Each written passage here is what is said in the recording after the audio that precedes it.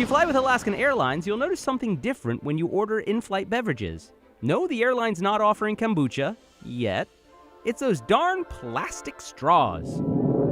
Alaska Airlines will become the first U.S. carrier to eliminate plastic straws and use compostable wood ones instead. So, why would you care whether you use a plastic straw or not? We have the facts. Plastic straws are one of the leading contributors to ocean pollution. More than 500 million are thrown away every day in the U.S. To break the proverbial camel's back, Americans use an average of 1.6 straws per person per day.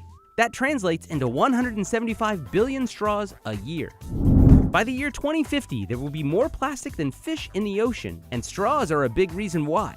That's because most plastic straws are too lightweight to recycle. When recyclables enter a facility, they go through a series of conveyor belts and mechanical sorting screens. These sorting screens separate glass from paper, paper from plastic, and so on. Straws, however, are too small to separate.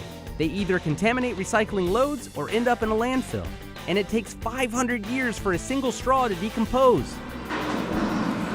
In that time, the plastic could potentially leak pollutants into the soil and water.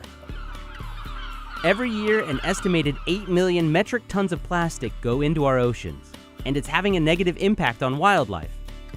And for the other smaller pieces of plastic, they keep breaking down over time into what's called microplastics. They're basically pieces of plastic less than 5 millimeters in length. They're dangerous to wildlife because they can resemble food, and they leach harmful chemicals. The small bits can cause blockages in the digestive system of animals, potentially killing them. And if it's not enough to make you shake your head, one study says more than a quarter of all fish now contain plastic. Pollock with a side of plastic, anyone? Microplastics circulate and become trapped by ocean currents.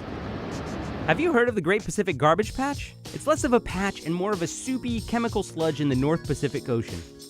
It's more than double the size of Texas, and because of its low density, it can't be detected by satellite. So where does all that trash come from? 80% of it comes from activities on land, and the other 20% is from boaters, offshore oil rigs, and large cargo ships that dump or lose debris directly into the water. Alaska Airlines joins a growing list of others that will ban plastic straws. McDonald's in the UK is removing plastic straws from its approximately 1,300 locations. The strategy? Straws will be kept behind the counter so customers will have to ask for them, and they will be replaced with paper ones. Compared to the US, however, the company is recommending against it, saying it's already doing enough to recycle and be sustainable. When companies like Alaska Airlines decides to make environmental friendly moves, it has real impact. Ultimately, our oceans are living, breathing things, and everyone must play a part in their well-being, down to the last straw.